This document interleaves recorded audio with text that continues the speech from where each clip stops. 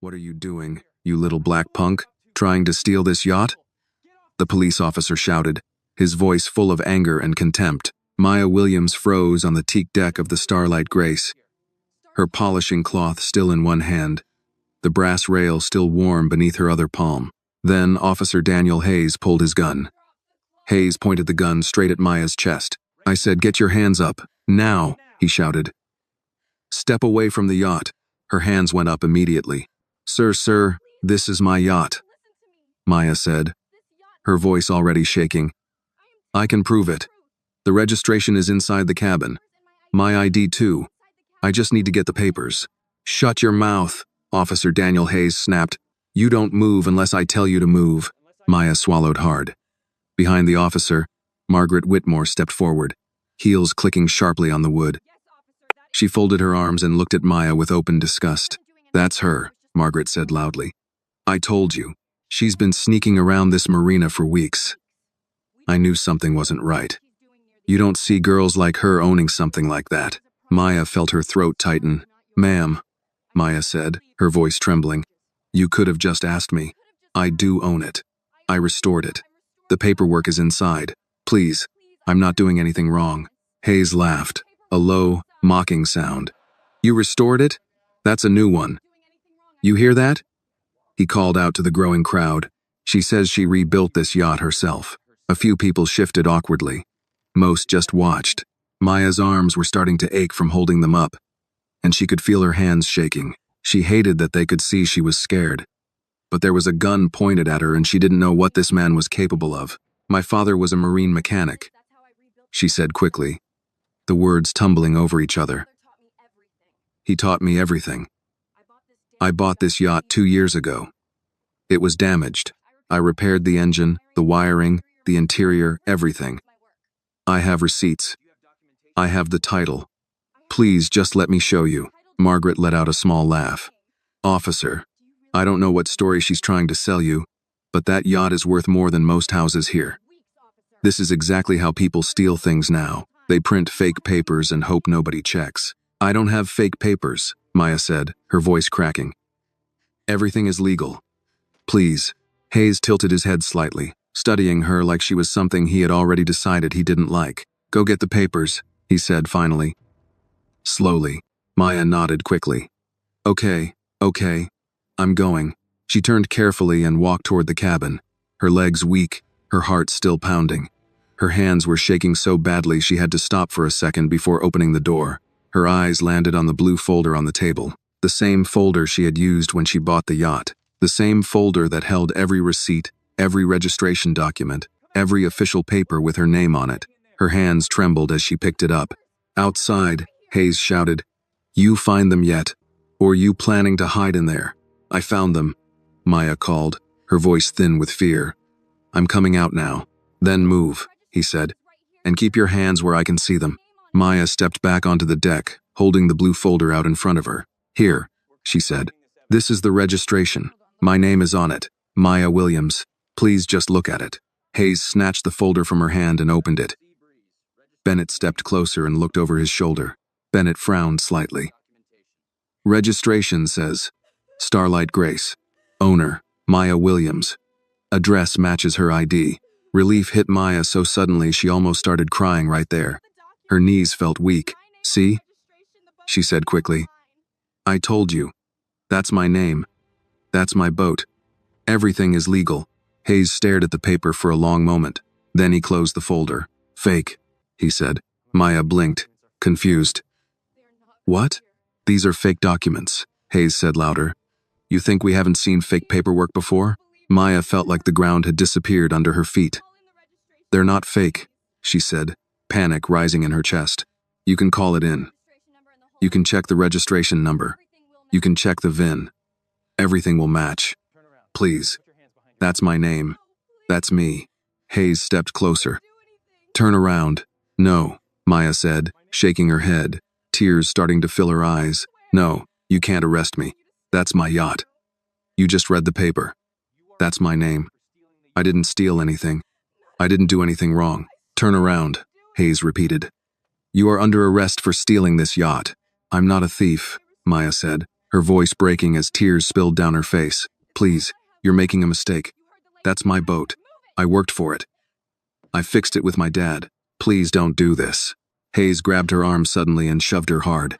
Maya lost her balance and slammed into the railing, pain shooting through her hip. For a terrifying second, her foot slipped on the edge of the deck and her body tipped sideways toward the water. She gasped, grabbing the rail just in time, her heart jumping into her throat as the dark water moved below. "Stop resisting," Hayes shouted. "I'm not resisting," Maya cried, now openly crying, her voice desperate. "I'm trying to show you the truth. That's my name on that paper. That's my boat." Margaret Whitmore shook her head slowly, loud enough for everyone to hear. "Serves you right. People like you never learn." "I didn't steal anything," Maya cried. "Why won't you believe me? Just call it in. Just check the system. Please." Hayes twisted her arm behind her back. Pain shot through her shoulder and she cried out. "You're under arrest," he said loudly. "Grand theft vessel, trespassing, and resisting an officer." The metal handcuffs snapped shut around her wrists, cold and tight. All around her, phones were recording. People were whispering, but no one stepped forward. As Hayes marched her toward the patrol car, Maya turned her head one last time through tears and looked at the yacht. The name on the stern glowed in the golden evening light. Starlight Grace. Her father used to tell her that the sea was the only place a person could truly be free. But as the patrol car door opened, and she was shoved inside in handcuffs, Maya realized something with a clarity that cut through her fear and her tears. This was never about a stolen yacht. This was about a man who had looked at her and decided she did not belong. And now he was going to try to take everything she had built to prove it. The patrol car door slammed shut, and the sound echoed through Maya's chest like something final. For a few seconds, she couldn't breathe properly. The air inside the car smelled like plastic, old coffee, and something metallic. Her hands were cuffed behind her back, the metal cutting into her wrists every time the car moved even slightly. Through the window, she could still see the marina, the boats, the dock, the people who had watched everything and said nothing. And her yacht. Starlight Grace floated exactly where she had left it, rocking gently in the water like nothing had happened. Like her whole life hadn't just been ripped apart on its deck. Officer Hayes walked past the car slowly, talking to Margaret Whitmore. Both of them glanced toward the back seat where Maya sat. Margaret shook her head like a disappointed schoolteacher. Hayes smirked. Maya looked away. "Don't let them see you cry," she told herself. "Don't give them that." But her shoulders were shaking anyway, and she pressed her forehead lightly against the cool glass window, trying to steady her breathing. Her father's voice came back to her then, clear as if he were sitting beside her instead of gone these past 3 years. "When something goes wrong, Maya, you don't panic. You start thinking. Panic is for people who don't have the truth on their side. I have the truth," she whispered to herself, her voice barely a sound. The driver's door opened and Hayes got in. A moment later, Bennett got into the passenger seat. The engine started. As they pulled away from the marina, Maya twisted slightly and looked out the back window until the last glimpse of Starlight Grace disappeared behind a row of masts.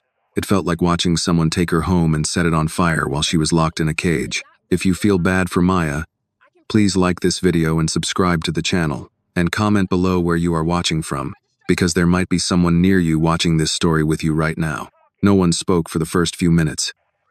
The police radio crackled occasionally, voices talking about traffic stops, a noise complaint, something about a loose dog. Normal life. Normal problems, not the end of someone's world. Finally, Maya found her voice. "You know that's my yacht," she said quietly. "You saw the registration."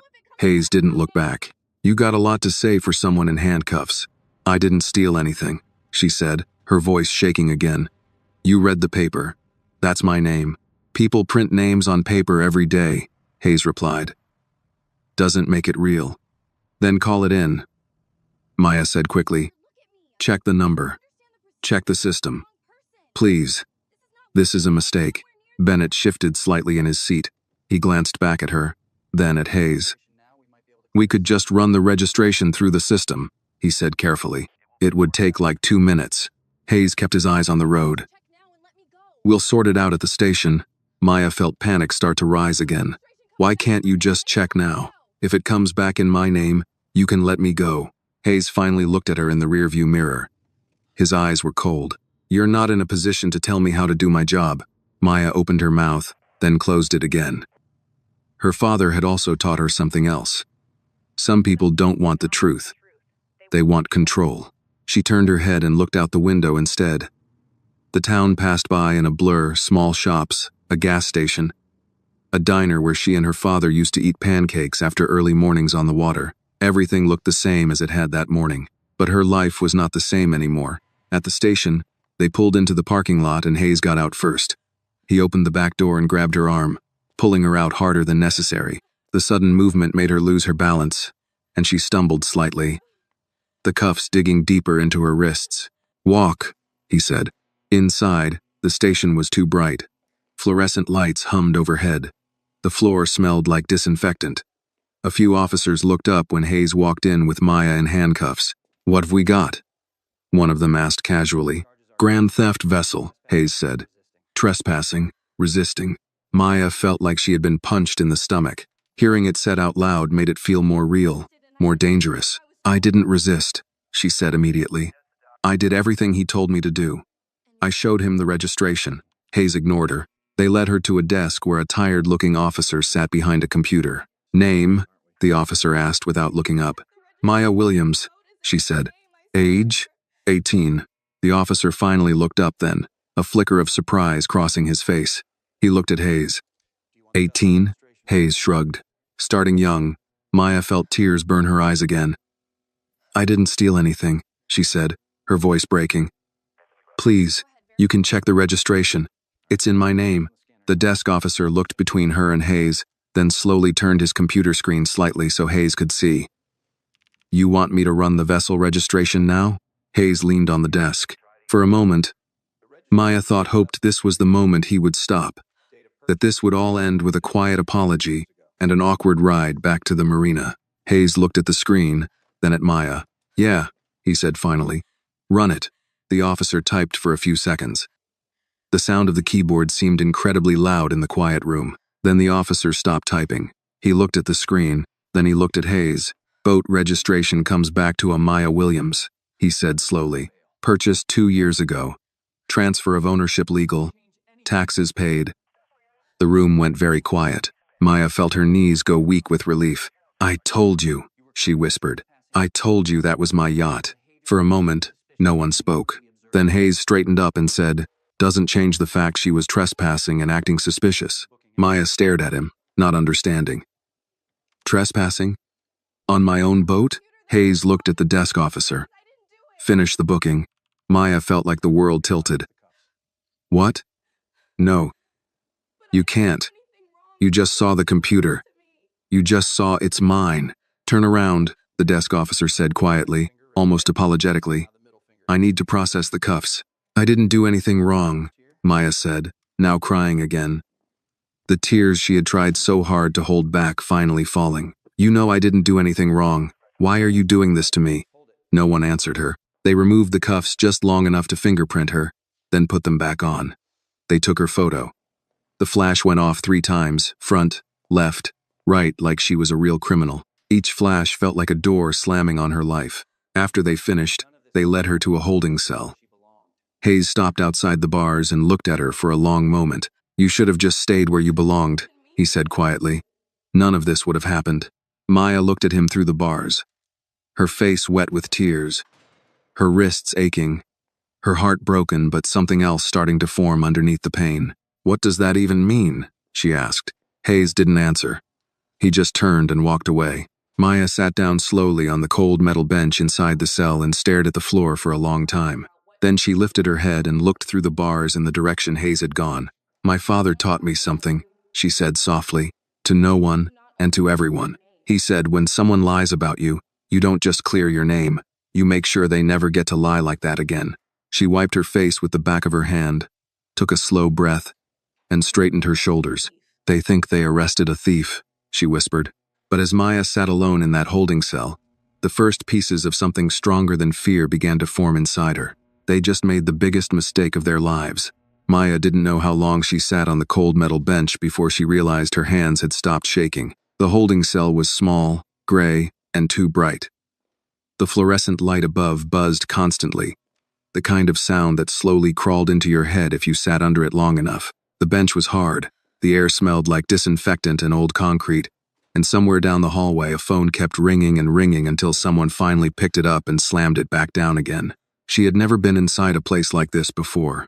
Maya leaned forward, resting her elbows on her knees, staring at the floor. Her wrists were still red where the cuffs had dug into her skin. When she moved her fingers, they felt stiff and sore, like they didn't quite belong to her. Those hands, she thought, those same hands had pulled apart a diesel engine at 15 years old, had rewired a navigation panel at 16, had sanded and varnished the interior of Starlight Grace until her shoulders burned and her fingers bled. Her father used to hold her hands sometimes after a long day in the workshop, turning them over slowly and saying, "These are working hands. Be proud of them. Working hands build honest lives." Now the same hands had ink on the fingertips from where they had taken her prints like she was a criminal. She swallowed hard and looked up at the bars. A few feet away, at a desk, two officers were talking quietly while looking at a computer screen. One of them laughed at something, then glanced toward the holding cell and lowered his voice. Maya could still feel the weight of their glances, the way people look at someone who has already been judged. After a while, footsteps approached, and Officer Bennett appeared in front of the cell. He stood there for a moment without speaking, like he didn't know what to say. "You should call someone," he said finally. "A parent. A lawyer." "My father's dead," Maya said quietly. "And my grandmother is all I have." Bennett nodded slowly. "You want to call her?" Maya hesitated. She pictured her grandmother, Denise Williams, standing in the kitchen in her small house, probably making dinner, probably humming to herself the way she always did when she cooked. Greens on the stove, cornbread in the oven, the TV on low in the living room, playing the evening news. If she called, that quiet evening would be over. Panic would take its place, but she couldn't just sit here and pretend this would fix itself. "Yes," Maya said. "I need to call her." A few minutes later, Bennett unlocked the cell and led her to a phone on the wall. He uncuffed one hand and handed her the receiver. "You got 5 minutes," he said. Maya dialed the number she had known her entire life. It rang twice. "Hello?" Her grandmother answered. Maya opened her mouth, but for a second, no sound came out. All the strength she had been holding together since the marina suddenly cracked. "Grandma," she said, and her voice broke. "It's me, Maya? Baby, why you calling from a strange number?" "They arrested me," Maya whispered.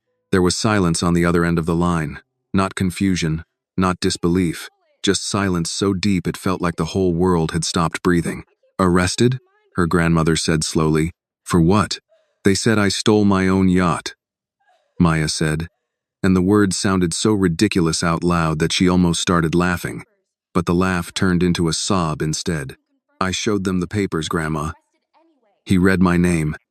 He ran it in the system. It came back in my name, and he still arrested me."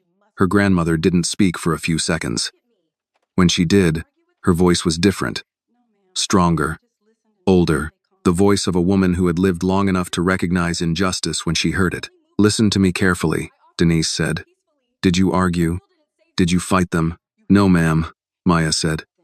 "I did everything he told me to do. I kept my hands up. I moved when he told me. I gave him the papers. I didn't fight." "Good," her grandmother said. "You did right.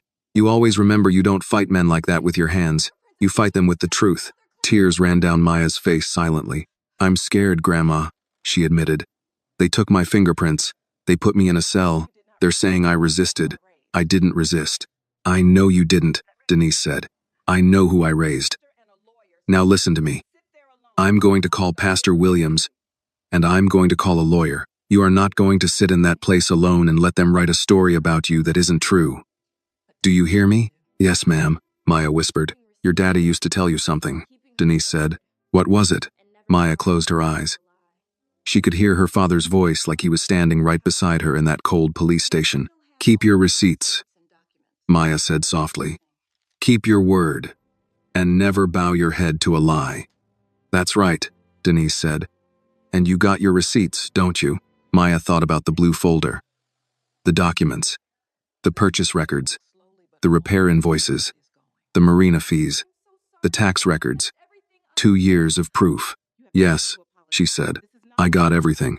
Then don't you be afraid, Denise said. The truth is a slow walker, but it always gets where it's going. Maya let out a shaky breath. I'm sorry, Grandma. Don't you apologize for something you didn't do, Denise said firmly. You hear me? The only people who should be sorry are the ones who put you in there. Bennett tapped his watch gently, signaling her time was almost up. They say I might have to stay here tonight, Maya said quickly. No, Denise replied. You won't. I'm already getting my coat. I'm coming down there, and I'm bringing someone who knows the law better than those boys know how to lie. You just sit there and remember who you are. I will, Maya said. And Maya? Yes, ma'am. I want you to listen to me real carefully, Denise said, her voice low and steady. This ain't just about a boat, and it ain't just about today. Men like that don't like being told they're wrong, and they don't like being embarrassed. So what happens next? You be smart. You write everything down. Every word he said. Every time he touched you. Everything. Because the truth is about to become very important. Maya swallowed and nodded even though her grandmother couldn't see her. Yes, ma'am, she said again. She hung up the phone slowly and stood there for a moment, staring at the wall. Your grandma sounds like a strong woman, Bennett said quietly as he led her back to the cell. She is, Maya said. He hesitated, then said in a low voice. For what it's worth, I did see the registration. It did have your name on it. Maya looked at him. Then why am I still here? Bennett didn't answer right away. He looked down the hallway toward Hayes's office, then back at her. Because, Bennett said quietly, sometimes being right and being in charge are two different things. He locked the cell again and walked away. Maya sat back down on the metal bench and leaned her head against the cold wall. For the first time since the marina, she wasn't just scared anymore. She was starting to understand something. This wasn't a misunderstanding. This was a decision. And if it was a decision, that meant someone had made it. And if someone had made it, then someone could be held responsible for it. Maya looked down at her hands again, at the red marks on her wrists, at the faint black ink still clinging to her fingertips. Working hands, her father had called them. She slowly closed them into fists, then opened them again. They think they arrested a thief, she said quietly to the empty cell. Her voice was no longer shaking. They arrested the wrong girl. When they locked the cell again, and Officer Bennett walked away, the station grew quiet in a way that made every small sound feel louder than it should have been. Phones rang. A printer whirred somewhere down the hall. Someone laughed in a break room. The world outside that cell kept moving like nothing had happened. Like Maya's life had not just split into a before and an after. She didn't cry anymore. She sat on the metal bench, her back straight, her hands resting on her knees, and she started doing exactly what her grandmother had told her to do. She started remembering every word, every movement, every second. Hayes's voice. What are you doing, you little black punk? The gun, the shot hitting the wood. Margaret Whitmore saying, people like her don't own boats here. Bennett saying the registration matched. Hayes saying, fake, the shove, the railing, the water below her, the cuffs, grand theft vessel. She repeated the words in her head over and over like she was writing them on paper inside her mind. Time passed slowly. The light above her never changed, and she had no idea if it had been 1 hour or 3 when she finally heard hurried footsteps coming down the hallway. Then she heard her grandmother's voice. I want to see my granddaughter, right now. Maya stood up so fast the bench screeched against the floor. She moved to the bars just as Denise Williams came into view, wearing her long gray coat and the church hat she wore whenever something serious was happening. Beside her was a tall woman in a dark blue suit carrying a leather briefcase. That's her, Denise said, pointing. That's my granddaughter. The woman in the suit stepped forward. I'm Rachel Carter, she said calmly to the desk officer. I'm an attorney. I'm here for Maya Williams. Everything changed when she said the word attorney. The desk officer straightened in his chair. Another officer disappeared down the hall, probably to find Hayes. Papers started moving. Doors opened and closed. The entire building suddenly behaved like it had somewhere important to be. A few minutes later, Hayes walked out of his office. He stopped when he saw Rachel Carter and Denise standing near the holding cell. You her lawyer? Hayes asked. I am, Rachel replied, her voice calm and controlled. And unless you have evidence that justifies holding my client, you're going to release her. Hayes crossed his arms. She's being processed. For what? Rachel asked. Because from what I understand, you arrested a legal owner on her own property after confirming her ownership through state registration. Hayes's jaw tightened slightly. She was trespassing and acting suspicious. Rachel opened her briefcase and pulled out a notepad. Good. Say that again. Hayes frowned. What? Say it again, Rachel said, pen ready. You arrested Maya Williams for trespassing on property she legally owns and for acting suspicious while standing on her own yacht. I just want to make sure I write your statement correctly. The room went very quiet. Denise walked up to the bars and reached through to grab Maya's hands. You okay, baby? She asked softly. Maya nodded, but her eyes filled with tears again when she saw her grandmother. I'm okay now, she said, quietly. Rachel looked at Hayes. Here's what's going to happen. You're going to release my client tonight. Tomorrow morning, we are going to file a civil rights claim against you, the department, and the city, and we are going to request the body camera footage from both officers, every dispatch recording, and every written report filed today. Hayes tried to laugh it off, but it came out tight. You're making a big deal out of a simple arrest. Rachel shook her head slowly. No, officer. You made a big deal out of a simple verification. You escalated a situation that should have ended the moment you saw her registration. And from what my client tells me, you discharged your weapon at the scene. Hayes didn't answer. Rachel continued writing on her notepad. Did you feel your life was in danger when you fired that shot? Still no answer. Rachel looked up at him.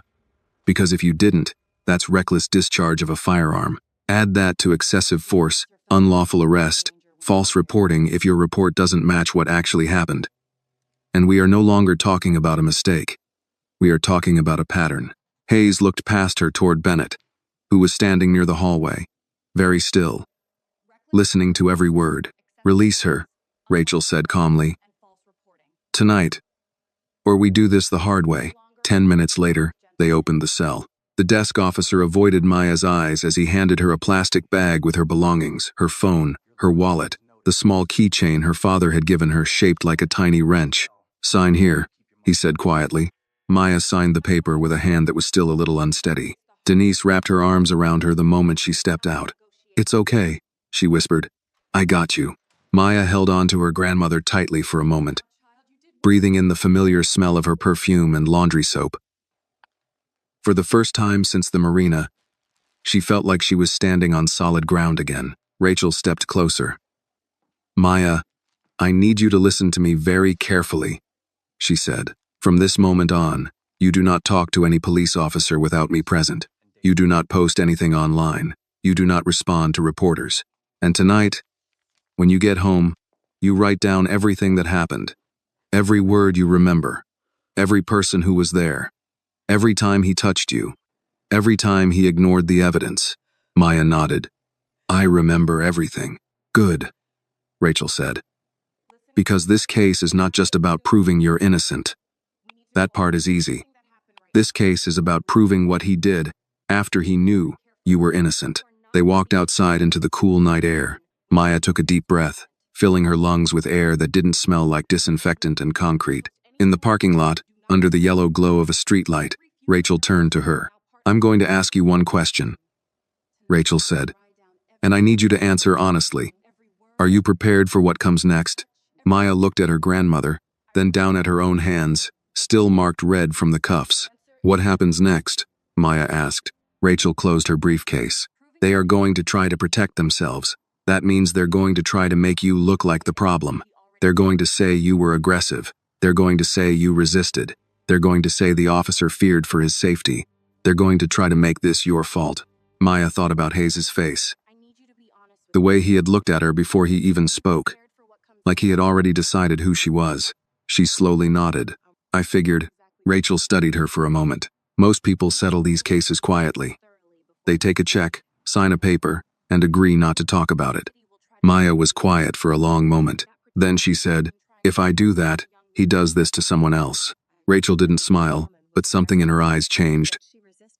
Respect, yes, she said. He probably does. Maya looked back at the police station building, at the door Hayes had walked through earlier, at the place where they had taken her fingerprints and put her in a cell for a crime she did not commit. They didn't arrest me because they thought I stole the yacht, Maya said quietly. They arrested me because they didn't think I should own it. Denise squeezed her hand. Rachel nodded once. Then let's make sure a jury hears that sentence. Maya looked down at the small wrench keychain in her hand, the one her father had given her years ago. She closed her fingers around it and felt something inside her settle into place. This wasn't over. It hadn't even really started yet.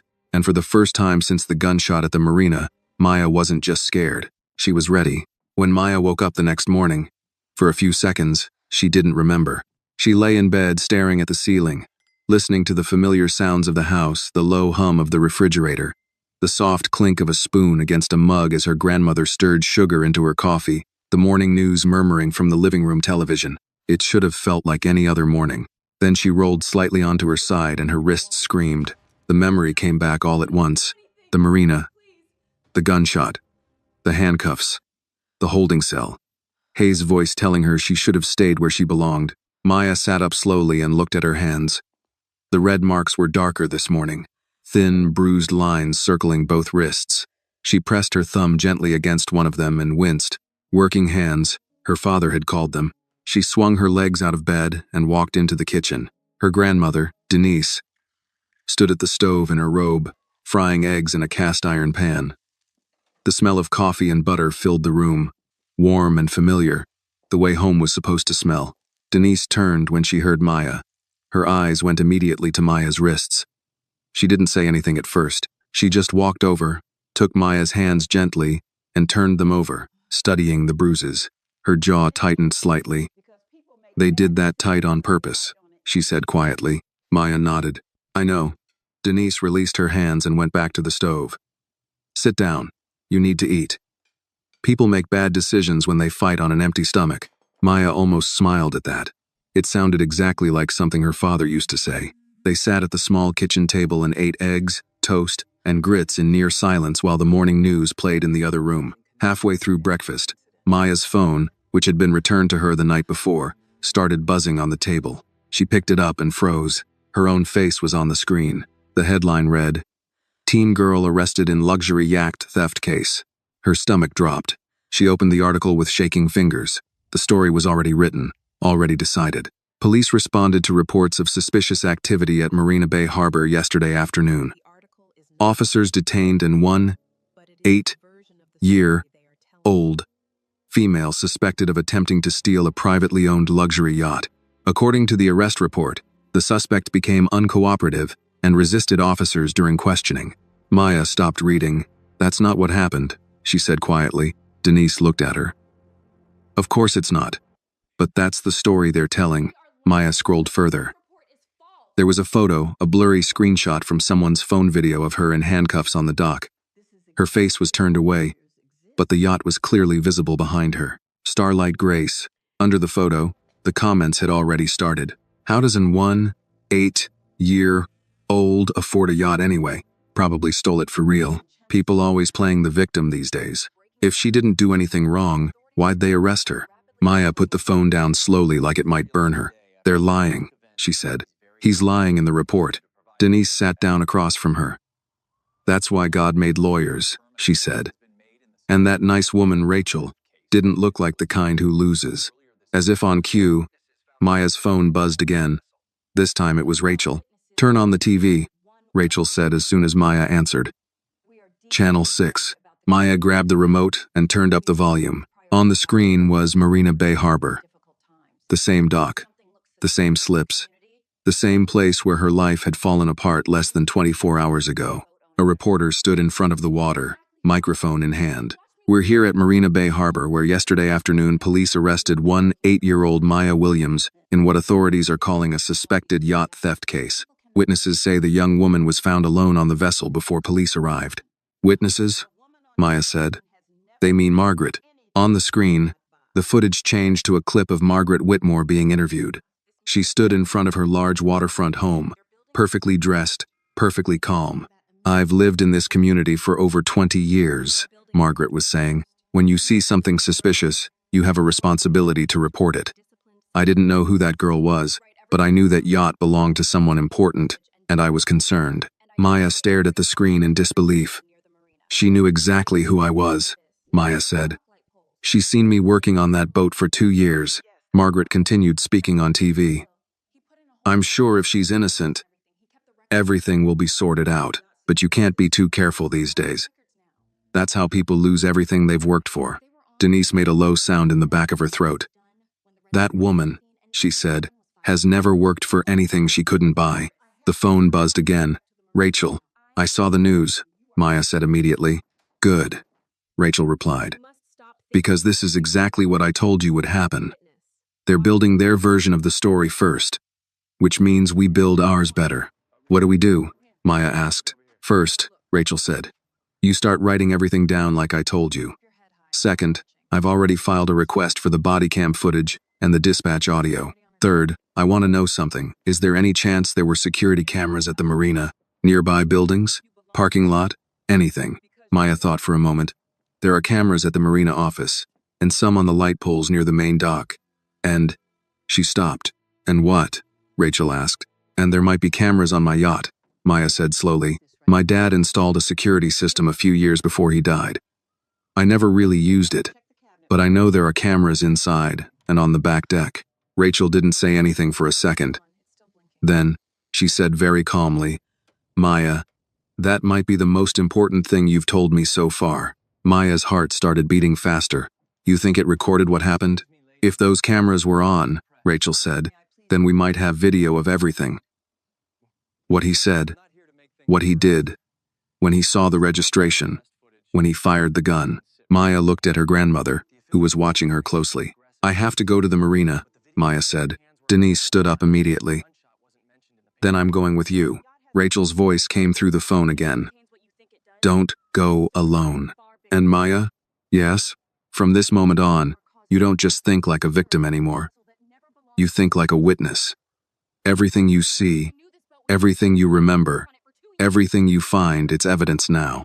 Maya looked down at her wrists again, at the bruises, at the marks the handcuffs had left behind. Yesterday, she had been a boat owner, a mechanic, a girl trying to build a business. Today, she was something else. Okay, Maya said quietly. Then let's start collecting evidence. By the time Maya and her grandmother pulled into Marina Bay Harbor, the place didn't feel the same anymore. Yesterday, it had been where she worked, where she dreamed, where she had spent 2 years rebuilding something everyone else had given up on. Today, it felt like a crime scene.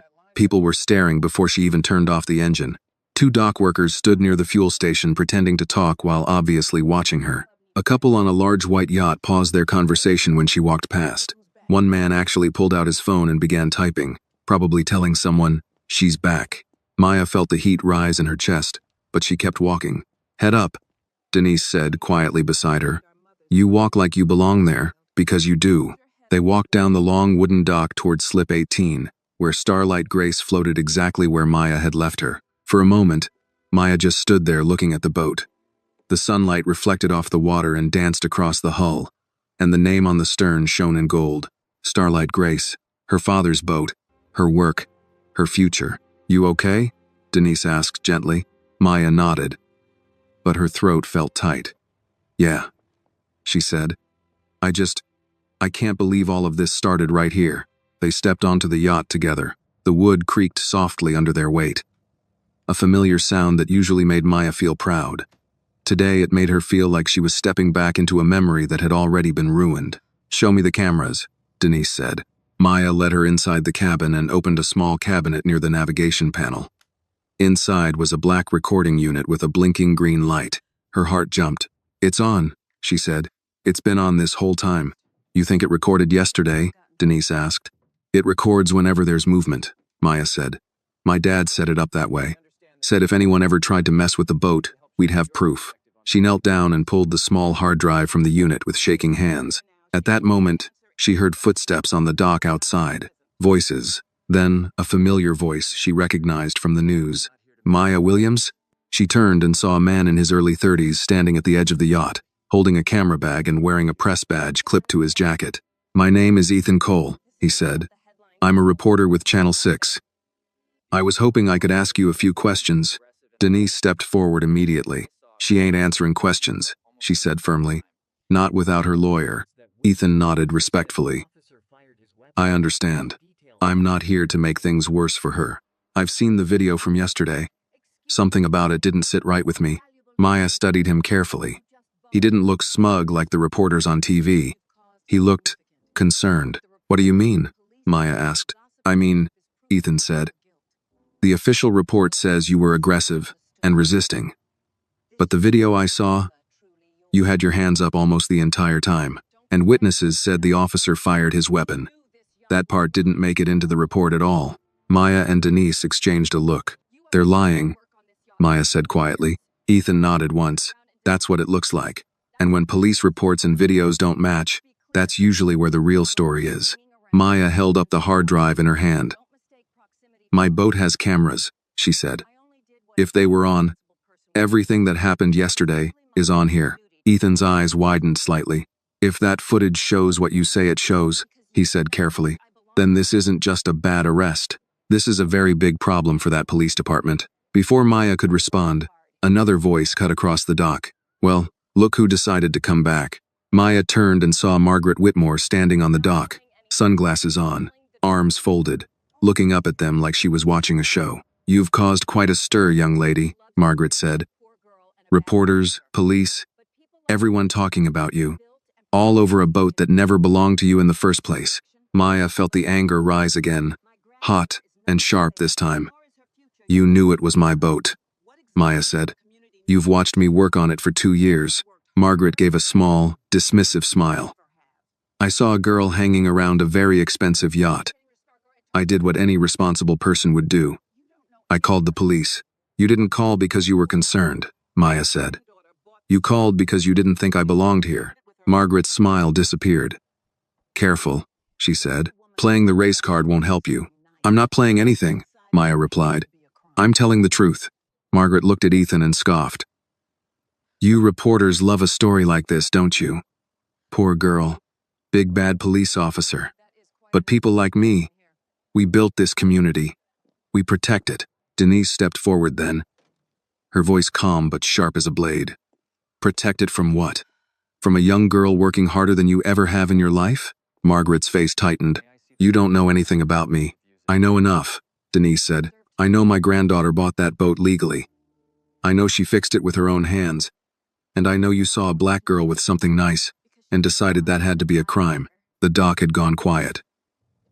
People were listening now, pretending not to, but listening. Margaret looked around, suddenly aware of the audience. This conversation is over, she said stiffly. I have nothing more to say. She turned and walked away, her heels clicking sharply against the wood. Ethan looked at Maya. If you're willing to let me see that footage after your lawyer reviews it, I think people deserve to know what really happened, he said. Maya nodded slowly. People are going to know, she said, because I'm not letting them lie about me. After Ethan left, Maya and Denise went back inside the cabin. Maya plugged the hard drive into her laptop and waited while the files loaded. There were folders organized by date and time, just like her father used to organize everything. Your daddy and his labels, Denise said softly. That man labeled everything but the air. Maya almost smiled. He used to say, if you don't keep records, the world will rewrite your story for you. She found the folder from yesterday's date. Her hand hovered over the mouse for a moment before she clicked. The screen filled with video from the back deck camera. The angle showed the dock, the railing, and the exact spot where she had been standing when Hayes arrived. They watched as the patrol car pulled up. They watched Margaret walk up to Hayes before he even stepped onto the yacht. The audio was faint, but clear enough. That girl has no business owning a boat like this, Margaret's voice said. Hayes's voice answered, don't worry, we'll sort her out. Maya felt her entire body go cold. Play the rest, Denise whispered. They kept watching. They saw Hayes look through the cabin window before he ever spoke to Maya. They saw him look directly at the registration papers lying on the table inside. They saw his face when he realized the boat really did belong to her. Then they saw him straighten up, walk back out, and draw his gun anyway. Maya covered her mouth with her hand as tears filled her eyes again. But this time, they were different tears. Not helpless tears, not scared tears. These were the kind of tears that came when the truth stopped being a feeling and started becoming proof. Denise put a hand on her shoulder. Baby, she said softly. That right there is what your grandfather used to call a man digging his own grave. Maya stared at the screen, watching Hayes' face over and over again as he looked at the registration and chose to arrest her anyway. They didn't make a mistake, Maya said quietly. No, Denise replied. They made a decision. Maya closed the laptop slowly and looked out the cabin window at the water. Then I'm going to make one too, she said. Maya didn't sleep much that night. She lay in bed staring at the ceiling, the glow from the streetlight outside her window stretching across the room in long, pale lines. Every time she closed her eyes, she saw the same thing again. Hayes looking through the cabin window, seeing the registration with her name on it, and then stepping back and drawing his gun anyway. Not a mistake, a decision. That thought kept repeating in her head like a slow drum.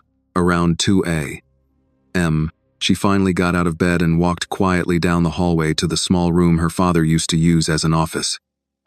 Denise had never changed it after he passed. His old desk was still there, scarred with burn marks and scratches from years of tools and coffee mugs. His notebooks were still stacked in neat piles.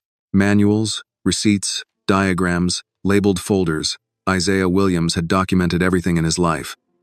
Like he knew one day someone might need proof that he had been here, that he had worked, that he had built something real. Maya sat in his chair and opened one of the notebooks.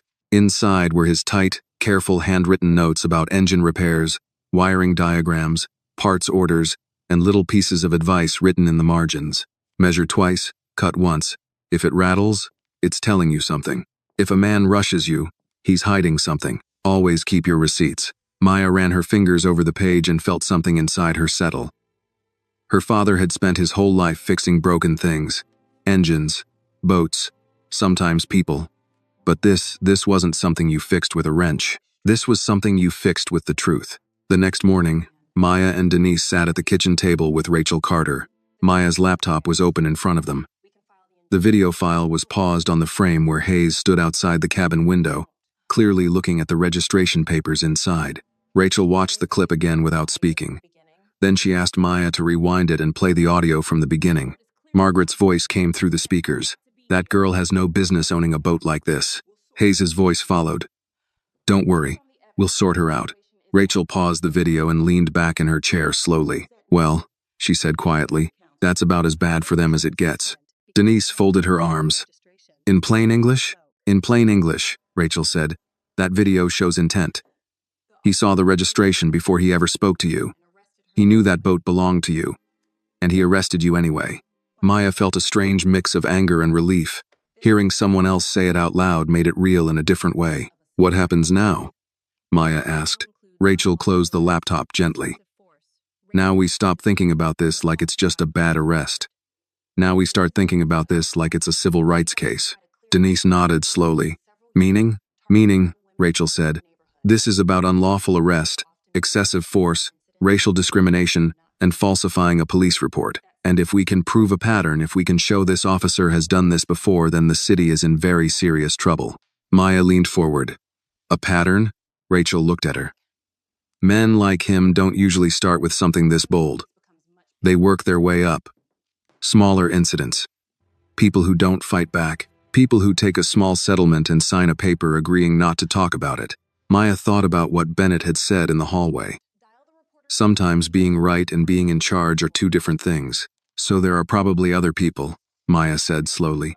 Other people he did this to. Rachel nodded. That's what I'm thinking. And if we find them, your case gets a lot bigger. At that moment, Maya's phone buzzed. It was a message from Ethan, the reporter. I did some digging this morning. Officer Hayes has 2 prior complaints for excessive force. Both were dropped. We should talk. Maya showed the message to Rachel. Rachel's eyes sharpened immediately. Call him, she said. An hour later, Ethan sat at the same kitchen table, a folder in front of him. He looked tired. Like he hadn't slept much either. I can't give you everything yet, he said. But I can tell you what I found. 6 months ago, Hayes arrested a black man outside a car dealership. Said the guy was trying to steal a car. Turned out the man owned the car. Case got dropped. No apology. Maya felt a chill run through her. 3 months before that, Ethan continued. He detained a Latina woman in a jewelry store. Said she matched the description of a suspect. She was actually picking up a watch she had purchased. That one disappeared too. Denise shook her head slowly. So he sees somebody he don't think belongs somewhere, and he decides they must be criminals. Rachel nodded. That's exactly what it looks like. Ethan looked at Maya. But your case is different. Why? Maya asked. Because you have video, Ethan said. And video changes everything. Rachel leaned forward. Ethan, if we can prove the department knew about his behavior and did nothing, that's how you win a case like this. Not just against him, against the whole system that protected him. Maya sat very still, listening to them talk about her life like it was a case file, like it was evidence, like it was something bigger than just her. Just a week ago, she had been worried about finishing a wiring job on a small sailboat and saving enough money to expand her workshop. Now she was sitting at her grandmother's kitchen table talking about lawsuits and police misconduct and patterns of discrimination. How much? Maya asked suddenly. Rachel looked at her. How much? What? If we sue, Maya said. How much? Rachel studied her for a moment before answering. With what I've seen so far? If we prove what I think we can prove? This is a multi-million-dollar case. Denise let out a low whistle. Maya shook her head slightly. It's not about the money. I know, Rachel said. But the money is how the system admits it was wrong. That's the only language cities understand. Consequences that cost something. Maya thought about Hayes's face. The way he had looked at her like she was nothing. Like she was a problem he needed to remove. What happens to him? Maya asked. If we win, Rachel said, he loses his job. Possibly his pension. If the report is proven false, and the gun discharge unjustified, he could face criminal charges. Maya looked down at her hands again. Working hands. Her father had built engines with those hands. She had built a boat with those hands. And now, somehow, those same hands were about to help tear down something much bigger. They thought they were just arresting a girl, Maya said quietly. Rachel nodded. That's usually how these stories start. Maya looked up, her eyes steady now. No fear left in them, only something stronger. Then let's make sure they remember what happens next, she said. The next week moved slowly, but everything inside it felt heavy, like each day carried more weight than the one before. Maya spent most of her time at the kitchen table with Rachel, Denise, and sometimes Ethan, building what Rachel called the timeline. It wasn't just about what happened anymore. It was about when it happened. Who said what? Who saw what? And what the officer knew at each exact moment. Rachel spread documents across the table, printed screenshots from the yacht camera, still frames from phone videos taken at the marina, copies of the arrest report, and a printed transcript of the police radio dispatch. Cases like this, Rachel said, tapping the table gently, are not won by emotion. They're won by sequence. By proving that at minute 1, he didn't know. At minute 3, he suspected. At minute 5, he knew. And at minute 6, he arrested you anyway. That's how you prove intent. Maya leaned forward, studying the images. One still frame showed Hayes standing outside the cabin window, his head turned slightly, clearly looking at the registration papers inside on the table. That's the moment, Maya said quietly. That's when he knew. Rachel nodded. Exactly. Everything after that moment is where the law starts to work in your favor. Ethan slid another paper across the table. I talked to the man from the car dealership case, he said. The one Hayes arrested 6 months ago. Maya looked up. What did he say? He said Hayes walked up to him and asked if the car was his. The man said yes and showed his keys. Hayes still made him get on the ground. Said he fit the description of someone who couldn't afford a car like that. Denise closed her eyes and shook her head slowly. Same story, she said.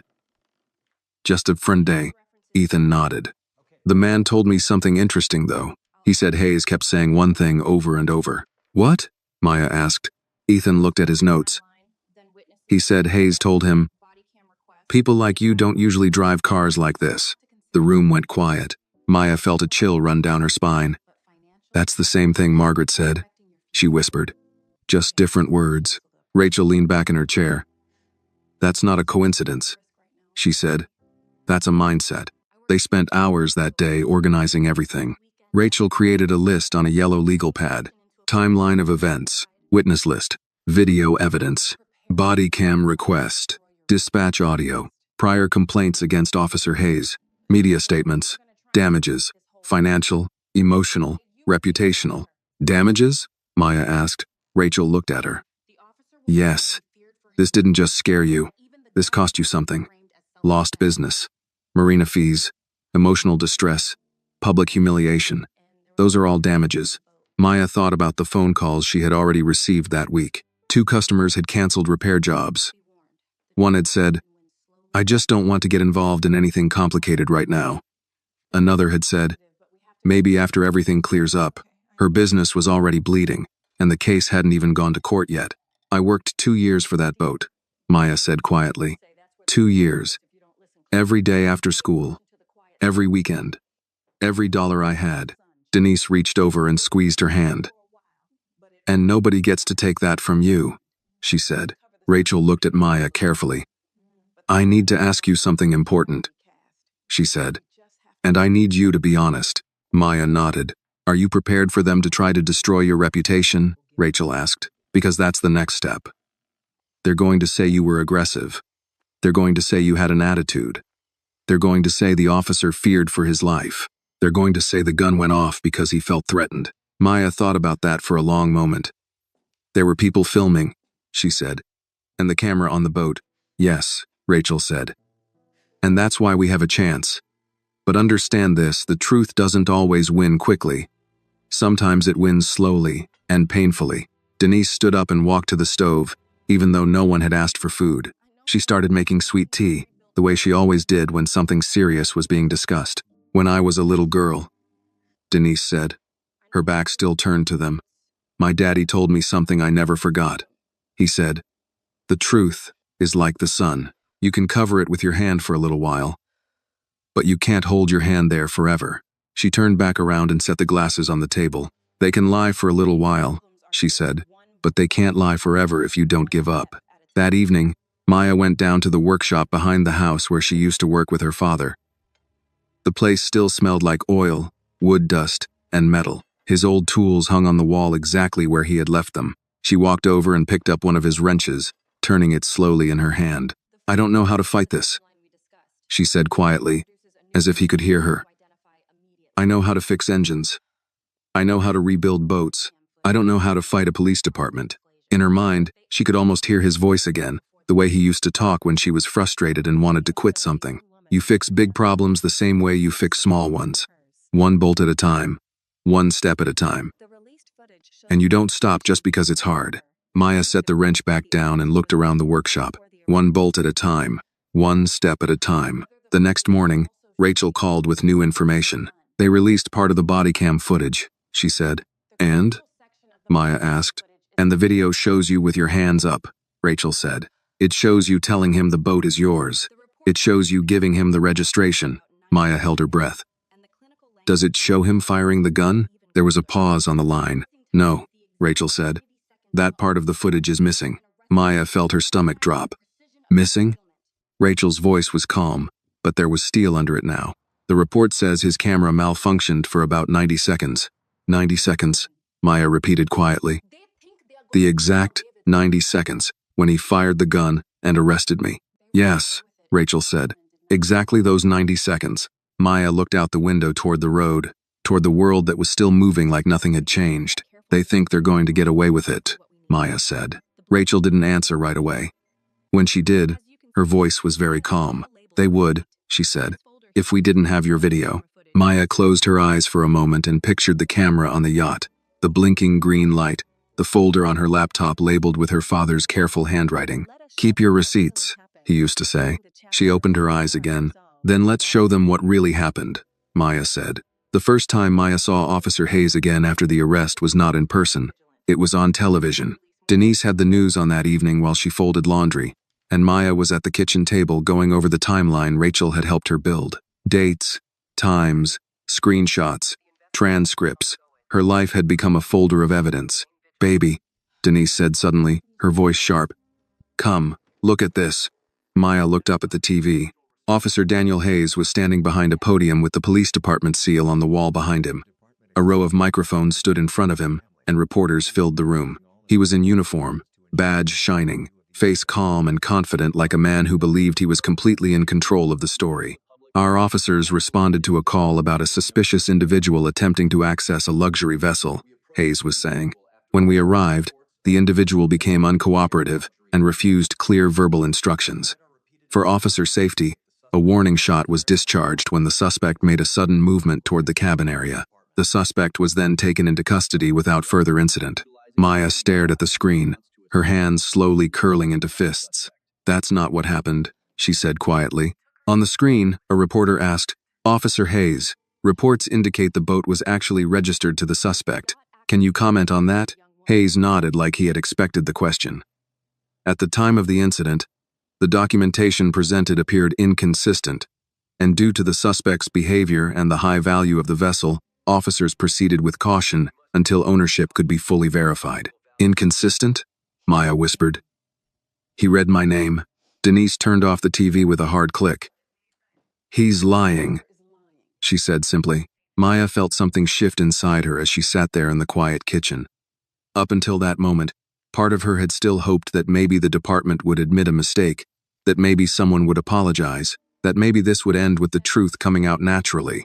But watching Hayes stand there in uniform and lie so calmly into a row of microphones changed something in her. This wasn't just about what he did anymore. This was about what he was still doing. The next morning, Rachel called them into her office. When Maya and Denise arrived, Ethan was already there, along with two other people Maya had never met before. A middle-aged black man in a suit and a younger Latina woman holding a folder. Rachel stood when Maya walked in. "Maya, I want you to meet Thomas Reed and Elena Alvarez," she said. "They're here because they've both had encounters with Officer Hayes." Maya felt a chill run through her. Thomas Reed nodded to her. "I'm the man from the car dealership," he said. "The reporter told me about your case. I saw you on the news. Same officer, same attitude." Elena lifted the folder slightly. "And I'm the woman from the jewelry store," she said. "He detained me for almost an hour while the store manager tried to explain I was there to pick up a watch I had already paid for." Rachel motioned for everyone to sit. "I asked them to come," Rachel said, "because Maya's case is no longer just about Maya. It's about a pattern of behavior." Thomas leaned forward slightly. "When he stopped me, first thing he asked was how I could afford the car," he said. "Didn't ask for my license first, didn't ask where I worked, just asked how I could afford it." Elena nodded. "Same with me. He asked if the watch really belonged to me before he asked my name." Maya felt her chest tighten. "He asked me how an 18-year-old could own a yacht," she said quietly. The room went silent for a moment. Not surprise silence. The kind of silence that comes when a story fits too perfectly. Rachel folded her hands on the desk. "This is what we call selective enforcement," she said. "It means the law is not being applied equally. It means the officer is making decisions based on who he thinks belongs somewhere and who doesn't." Ethan leaned back in his chair. "And the department already had complaints about him," he added. "They just didn't do anything." Rachel nodded. "Which makes the department responsible too."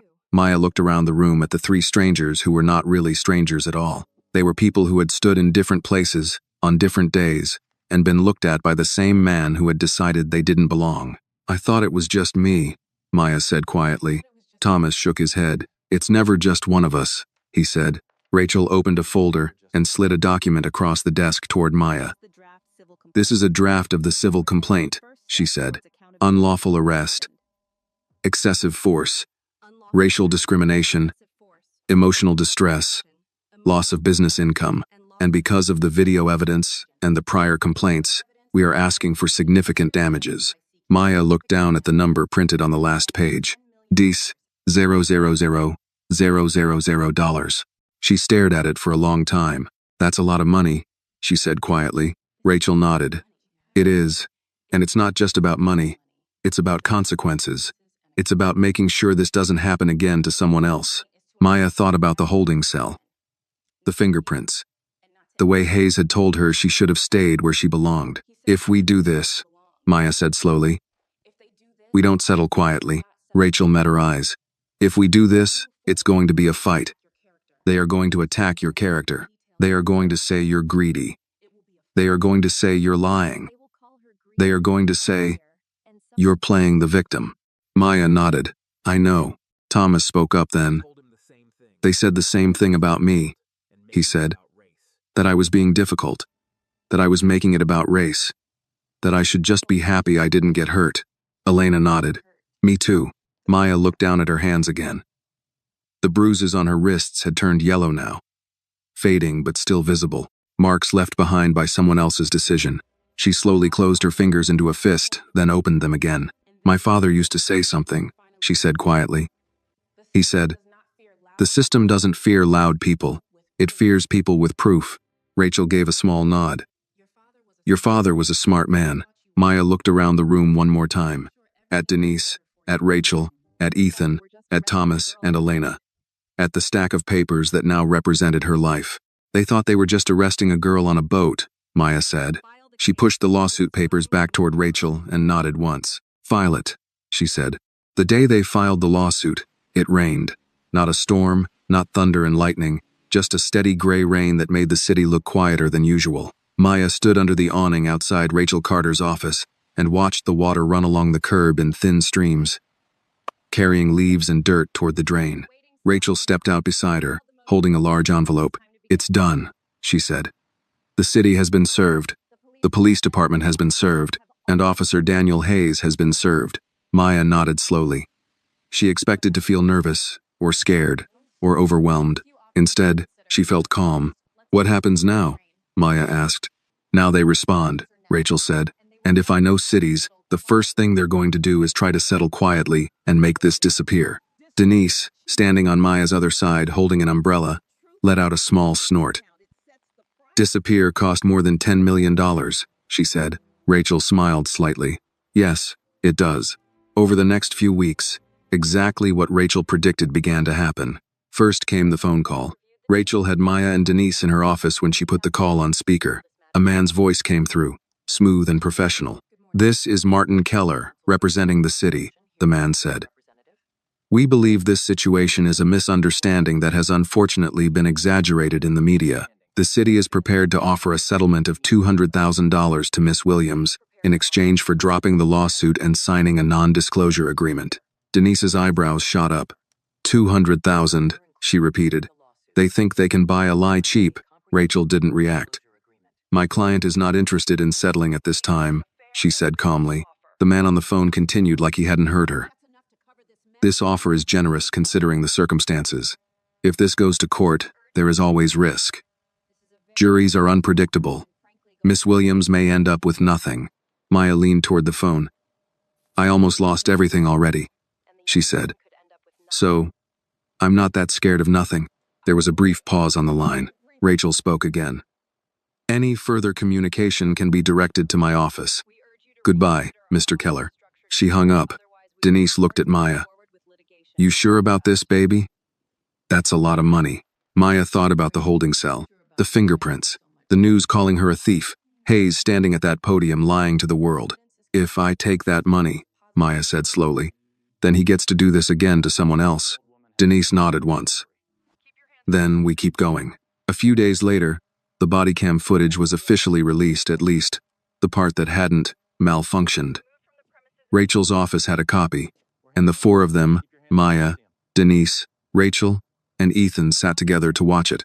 The video showed Hayes walking onto the dock. It showed Maya with her hands up. It showed her speaking calmly, telling him the yacht was hers, telling him the registration was inside. The video showed Bennett finding the registration and reading her name out loud. Then the video cut. The screen jumped forward almost 2 minutes. The next part showed Maya already in handcuffs. Ethan shook his head slowly. That's the most convenient camera malfunction I've ever seen, he said. Rachel paused the video. It doesn't matter, she said, because we have something better. She turned to Maya. Bring up your video. Maya connected her laptop to the TV in Rachel's office and opened the file from the yacht camera. The room went quiet as the footage began to play. They watched Margaret approach Hayes before he even stepped onto the boat. They heard her say, "That girl has no business owning a boat like this." They heard Hayes respond, "Don't worry, we'll sort her out." They watched Hayes look through the cabin window and see the registration. They watched him step back, draw his gun, and fire into the wood. They watched him shove Maya into the railing. They watched him handcuff her while she cried and told him the boat was hers. When the video ended, no one spoke for a long moment. Finally, Ethan said quietly. When this goes public, it's going to explode. Rachel nodded. Yes, she said. It is. Maya stared at the frozen image on the screen, Hayes' face. Caught mid-motion, his hand gripping her arm, his expression hard and certain. He lied, Maya said quietly. He stood in front of cameras and lied. Rachel looked at her. And now we prove it. About 2 weeks later, Rachel received notice that Officer Bennett had agreed to give a sworn deposition. Maya sat in Rachel's office the day Bennett came in. He looked nervous, like a man who hadn't slept well in days. Rachel turned on the recorder. State your name for the record. Officer Luke Bennett, he said. Officer Bennett, Rachel said calmly. Did Officer Hayes see the registration papers showing Maya Williams as the owner of the yacht before he arrested her? Bennett swallowed. His eyes flicked briefly toward Maya, then back to Rachel. Yes, he said quietly. He saw them. Maya felt her heart start beating faster. Rachel continued. After seeing the registration, did Officer Hayes have probable cause to arrest Maya Williams for theft? Bennett hesitated. Rachel leaned forward slightly. You are under oath, Officer Bennett. No, Bennett said finally. He did not. The room felt very still. Rachel asked the next question carefully. Why did he arrest her anyway? Bennett looked down at his hands for a long moment before answering. He said, Bennett began slowly. People like her don't usually own boats like that. Something didn't feel right. He said we should bring her in and figure it out later. Maya closed her eyes for a second. There it was. Not a mistake. A decision. Rachel asked one final question. Did Officer Hayes file a report stating that Maya Williams was uncooperative and resisted arrest? Yes, Bennett said. Was that true? Bennett shook his head. No. She did exactly what he told her to do. She kept her hands up. She showed him the papers. She never resisted. Rachel turned off the recorder. When Bennett left, Maya sat very still in her chair, staring at the table. Rachel gathered the papers slowly and put them into the file. Well, Rachel said quietly. That was the moment the city's case collapsed. Maya looked up. What do you mean? Rachel met her eyes. I mean, now we don't just have video. We don't just have your testimony. We have a police officer testifying under oath that another officer knowingly arrested an innocent person. Maya let out a slow breath she didn't realize she had been holding. So what happens now? She asked. Rachel closed the file and placed her hand on top of it. Now, she said, they decide whether they want to lose this case quietly or lose it in front of the entire country. 2 days after Officer Bennett gave his statement, the city called again. This time, they didn't offer $200,000. Rachel had Maya and Denise in her office when the phone rang. Rachel looked at the number, then at Maya, and pressed the speaker button. Rachel Carter, she said. This is Martin Keller again, representing the city, the man's voice said. He sounded less confident than before. We would like to discuss a revised settlement offer. Rachel didn't say anything for a moment. I'm listening. The city is now prepared to offer Miss Williams $1 million to settle this matter privately, Keller said. This includes damages, legal fees, and a confidentiality agreement. Denise let out a quiet breath through her nose. Went up quick, she muttered. Maya stared at the phone but didn't say anything. Rachel spoke calmly. As I said before, my client is not interested in settling at this time. Keller continued, his voice tightening slightly. Miss Carter, if this goes to trial, the process will take years. Appeals, hearings, motions. Your client is young. This will follow her for a long time. A settlement allows everyone to move on. Maya leaned forward. Move on means pretend it didn't happen, she said. There was a pause on the line. Miss Williams, Keller said, sometimes it's better to accept a good outcome than to risk a bad one. Maya thought about the night in the cell, the fingerprints, the news calling her a thief, Hayes' voice telling her she should have stayed where she belonged. A good outcome would have been not getting arrested for owning my own boat, she said quietly. So no, I'm not interested. Rachel hung up without another word. Denise looked at Maya for a long moment. You just turned down $1 million, she said. Maya nodded slowly. He thought I wouldn't fight, she said. He thought I'd be scared and go away. Denise's eyes softened. Your daddy would be proud of you, she said. The case moved faster after that.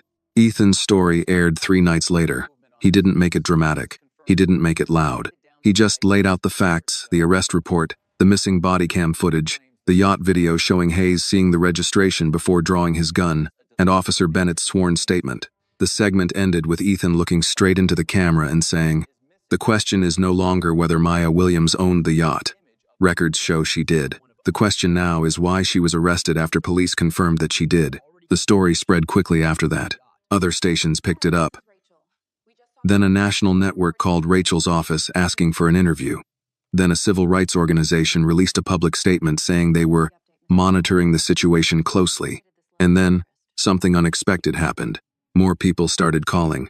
Rachel's receptionist began taking messages from people who said they had also had encounters with Officer Hayes. Some were small things, traffic stops that turned into car searches, questions that didn't make sense, being detained longer than necessary, but a few sounded very familiar. One afternoon, a man in his 50s came into Rachel's office and asked to speak to Maya. His name was Robert Jenkins. "I own a small construction company," he told her, sitting across from her in Rachel's office. "Last year, I was checking on a job site in a new neighborhood. Hayes showed up and asked what I was doing there. I told him I owned the company. He asked me for proof. I showed him my business license. He still made me sit on the curb for 30 minutes while he verified it." Maya listened quietly. Robert looked at her and said something she would never forget. "It's not the time on the curb that gets you," he said. "It's the way they look at you while you're sitting there, like you're something that needs to be explained." A few days later, a young black couple came in and told a similar story about being stopped in their own neighborhood and asked if they really lived there. Then an older Latino man came in and said Hayes had once followed him around a hardware store and asked if he needed help 3 times in 10 minutes, then asked to see his receipt before he even got to the register. Rachel started a second folder. "Pattern of conduct," she labeled it. One evening, Maya and Denise were sitting on the porch watching the sun go down when Denise spoke quietly. "You know what this is really about, don't you?" she said. Maya looked at her. "What?" "It's about who people think belongs," Denise said. "Who belongs in a nice neighborhood, who belongs on a yacht, who belongs driving a nice car, who belongs in a jewelry store. Some people think they get to decide that just by looking at you." Maya thought about that for a long time. "They looked at me and saw a problem," Maya said. Denise nodded. "But what they didn't see," she said, "was a girl who kept every receipt." A week later, Rachel called with the news they had been waiting for. "The city wants mediation," she said. "That means they know they're going to lose." Maya felt her heart beat faster. "What does mediation mean?" "It means we sit in a room," Rachel said, "and they try one last time to settle before this goes to a public trial. And if we don't settle?" Rachel's voice was calm. "Then we go to court, and everything becomes public. The video, the testimony, the pattern. All of it." Maya hung up the phone and sat quietly for a long time. Denise came into the room and saw her sitting there. "That the lawyer?" she asked. Maya nodded. "They want to settle again." Denise sat down across from her. "So, the question now?" Denise said. "Ain't whether you can win. Sounds like you already did." Maya looked down at her hands, then back up. "The question is, what does winning look like?" she said. Denise smiled slightly. "Now you're asking the right question." The mediation took place on a gray Tuesday morning in a tall office building downtown. The kind with polished floors, quiet hallways, and people who spoke in low voices like everything they said cost money. Maya sat at a long table between Rachel and her grandmother. Across from them sat 2 men in suits and a woman with a laptop. At the far end of the table sat a retired judge who had been hired to act as the mediator. Officer Hayes was not in the room, but his presence was there anyway. In every document, every photograph, every second of video they had brought with them. The mediator folded his hands and looked at Maya. "Miss Williams," he said gently, "this meeting is an opportunity for both sides to reach an agreement without going through a lengthy public trial. It is often less stressful for everyone involved." Maya nodded politely. She understood what he was really saying. Trials were ugly. Trials were public. Trials lasted years. Settlements made problems disappear quietly. Rachel slid a folder across the table toward the city's lawyers. "Before we begin," she said, "I want to make sure everyone here understands the evidence we are prepared to present if this case goes to trial." She opened the folder and began laying things out one by one like cards in a very slow game. "The yacht registration showing legal ownership," Rachel said. She placed a printed still frame from the yacht camera on the table. Video footage showing Officer Hayes looking at the registration before initiating the arrest. Another paper. Body cam footage showing Miss Williams compliant and non-aggressive. Another paper. Officer Bennett's sworn testimony confirming Officer Hayes knew the yacht belonged to Miss Williams and arrested her anyway. Another paper. Prior complaints and witness statements establishing a pattern of selective enforcement. The room was very quiet now. Rachel folded her hands. If this case goes to trial, all of this becomes public record, she said. Every report, every video, every statement, and we are confident a jury will see this for what it is. One of the city's lawyers cleared his throat. The city is prepared to offer a settlement of $5 million, he said. Denise's eyebrows lifted slightly, but she didn't say anything. Maya looked at Rachel, then back at the lawyers across the table. $5 million. A number so big it didn't feel real. The mediator looked at Maya kindly. Miss Williams, this is a substantial settlement, he said. It would provide security for your future, your business, your family. You would not have to endure a public trial. Maya sat very still, thinking. She thought about the cell, the fingerprints, the news calling her a thief, Margaret Whitmore standing on the dock saying people like her didn't belong, Hayes firing a gun into the wood beside her, Hayes standing in front of cameras and lying. What happens to Officer Hayes? Maya asked. The city's lawyer spoke carefully. Personnel matters are internal to the department. However, I can say that appropriate action will be taken. That's not an answer, Maya said. Rachel stayed quiet, letting Maya speak. Maya looked at the lawyer. If I take the money, does he keep his job? The lawyer didn't answer right away. That was answer enough. Maya nodded slowly. Then she looked at the mediator. Can I ask for something that isn't money? The mediator leaned forward slightly. You can ask for anything, he said. They may or may not agree. Maya turned back to the city's lawyers. I want 3 things, she said. They waited. First, I want a written public apology from the police department, admitting that I was wrongfully arrested and that I was the legal owner of the yacht. One of the lawyers started writing. Second, Maya continued, I want Officer Hayes fired, and I want it on public record why he was fired. The lawyers exchanged a glance. And third, Maya said, her voice steady, I want the city to create a fund to help young people who want to learn skilled trades but can't afford school. Boat repair, engine work, electrical, construction, trades. The kind of work my father taught me. I want it in my father's name. Denise looked at her, eyes shining but silent. The room was very quiet again. The city's lawyers asked for a break and left the room. Maya sat there with Rachel and Denise, her hands folded on the table. Rachel leaned toward her slightly. Most people would just take the money, she said quietly. Maya nodded. I know. You're doing something bigger, Rachel said. Maya thought for a moment.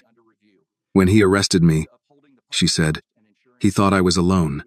He thought I was just one girl, and nobody would care. She looked down at her hands. He was wrong, she said. After almost an hour, the city's lawyers came back into the room. They sat down, and the older one adjusted his glasses and looked at Maya. The city agrees to your terms, he said. There will be a public apology. Officer Hayes will be terminated effective immediately. The city will establish a trade scholarship fund in your father's name, and the city will pay a settlement of $10 million. Denise covered her mouth with her hand and let out a quiet sob. Maya didn't cry. Not yet. The mediator smiled slightly. Miss Williams, he said, I believe this is what justice looks like today. Maya thought about that sentence for a moment.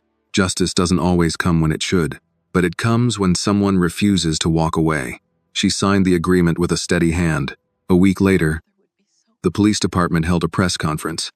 This time, Officer Hayes was not the one standing behind the podium. The police chief stood there instead, reading from a prepared statement. On behalf of the department, we would like to issue a formal apology to Miss Maya Williams for her wrongful arrest. Miss Williams was the legal owner of the vessel in question, and she was treated in a manner that did not meet the standards of this department. The officer involved is no longer employed by this department. We are reviewing our policies and training procedures to ensure this does not happen again. Maya watched the press conference from the deck of Starlight Grace with Denise and Rachel standing beside her. Reporters stood on the dock now, but this time they were there because she had invited them. After the cameras turned off, Maya walked to the stern of the yacht and ran her hand gently over the gold letters of its name, Starlight Grace. Her father used to tell her that boats were like people. If you took care of them, they would carry you through storms you never thought you could survive. Denise walked up beside her. "Your daddy would be proud," she said softly. Maya looked out at the water, the sunlight dancing across the surface. The marina quiet again like it had been before all of this started. "They thought they were arresting a thief," Maya said quietly. She rested her hand on the railing and looked out toward the horizon. "But all they really did," she said, "was make the whole world see who I really was." This story reminds us that injustice often begins with a simple assumption, someone looking at another person and deciding they don't belong. Maya was not arrested because she stole something. She was arrested because someone believed she could not possibly have earned it. The lesson is simple but powerful. Always keep your proof, always stand your ground, and never let someone else write your story for you. Justice does not come to those who stay silent. It comes to those who are brave enough to stand, speak, and refuse to walk away. Sometimes, one person telling the truth is enough to expose a lie that an entire system tried to protect. This video is a work of fiction created with the assistance of artificial intelligence. All characters, events, and situations are not real and do not represent any actual people or true stories. The content is intended for storytelling and emotional illustration only.